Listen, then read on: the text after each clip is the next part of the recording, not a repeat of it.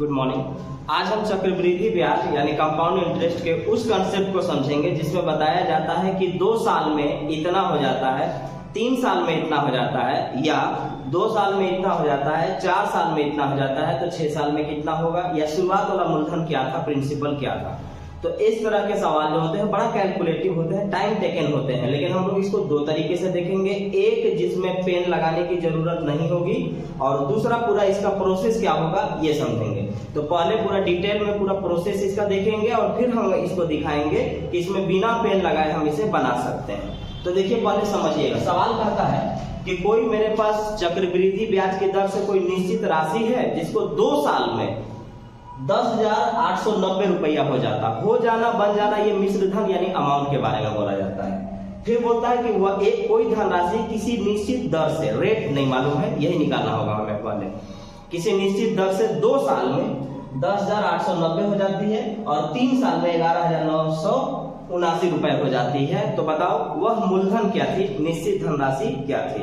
तो हमें ये चीज करना होगा। तो पहले हम लोग इसको बेसिक से समझ लेते हैं और फिर मैं आपको बता देता हूं कि इसको हम लोग एग्जाम में कैसे बनाएंगे, या फिर अगर आप एग्जाम में बनाना चाहते हैं पहले तो पहले ही देख लीजिए। देखिए जब सवाल बहुत कैलकुलेशन भरा हो, ज्यादा से ज्यादा सॉल्यूशन करने के बाद अगर आंसर आएगा तो वो 2 रास्ते उसके होंगे। पहला रास्ता ये होगा कि हो सकता है कि बस वो देख के ही बनाने लायक हो, ये हो, या फिर हो सकता है कि जैसे दिया गया है हमें मजबूरी है वैसे ही सॉल्व करना पड़ेगा। तो मैं आपको पहले बता देता हूं कि इसको बिना पेन लगाए कैसे बनाएंगे। जब डेटा बहुत कैलकुलेशन भरा हो, और आपको पता होगा चक्रवृद्धि ब्याज कैलकुलेशन भरा होता ही है, तो आप इसमें कुछ नियम लगा लीजिएगा। ऐसे लगाइएगा कि ये जो संख्या दिया गया है यह संख्या किससे कटती है, ये देख लीजिएगा।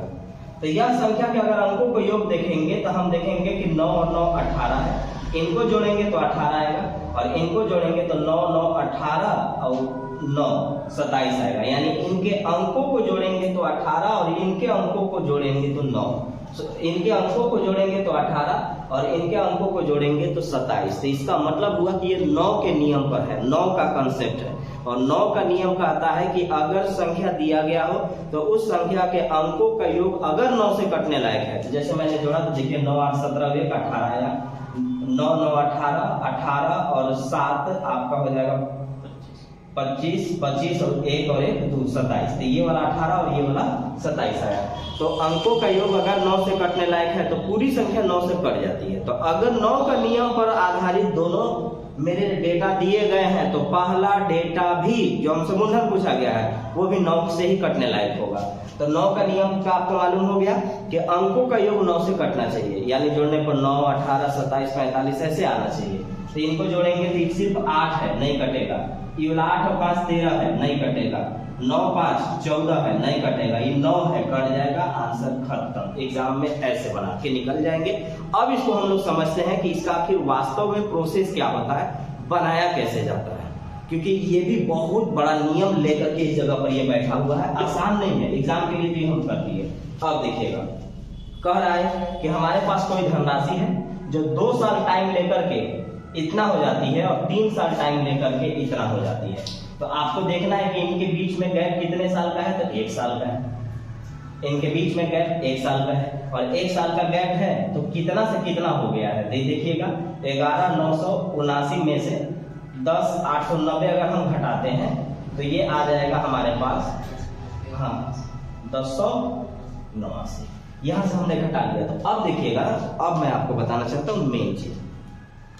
1 साल का साधारण ब्याज और 1 साल के चक्रवृद्धि ब्याज में कोई अंतर नहीं होता है। 1 साल का साधारण ब्याज और 1 साल के चक्रवृद्धि ब्याज में कोई अंतर नहीं होता है।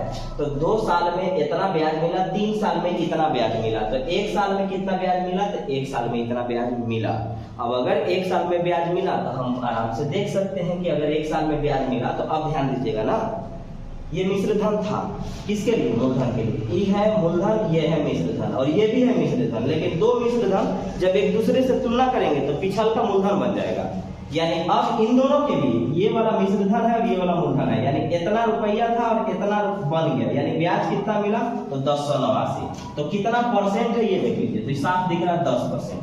तो देखिएगा ब्याज कितना मिला, तो 10,989। कितना में मिला, तो 10,890 में, और परसेंट में चेंज करने के लिए 100 से गुना, एक जीरो यहाँ से खत्म, ये खत्म, रेट आ गया 10%। अब आपके पास दो रास्ते होंगे, आप प्रॉफिट एंड लॉस के कंसेप्ट से बना सकते हैं, आप चक्रवृद्धि ब्याज यानी कंपाउंड इंटरेस्ट के कंसेप्ट से बना सकते हैं, हमें कोई दिक्कत नहीं है, क्योंकि एग्जाम में कैसे बनाना था ये मैंने आपको पहले ही बता दिया। अब आप कैसे भी बना लीजिएगा, आपकी मर्जी, हमें कोई दिक्कत नहीं। जैसे अगर आप रेट लेकर भी चलना चाहते हैं तो x plus Y plus X Y by 100 करिए, 10 10 20 और 1 21% आ गया, 121% का वैल्यू ये वाला हो जाएगा, तो 100% का वैल्यू कितना हो जाएगा, तो इसी से हम बना लेते हैं। और क्या, तो 2 साल का देखिएगा, 1 साल का साधारण ब्याज 10%, तो 2 साल का चक्रवृद्धि ब्याज कितना, तो उसके लिए आपको निकालना होगा x plus Y plus X Y by 100।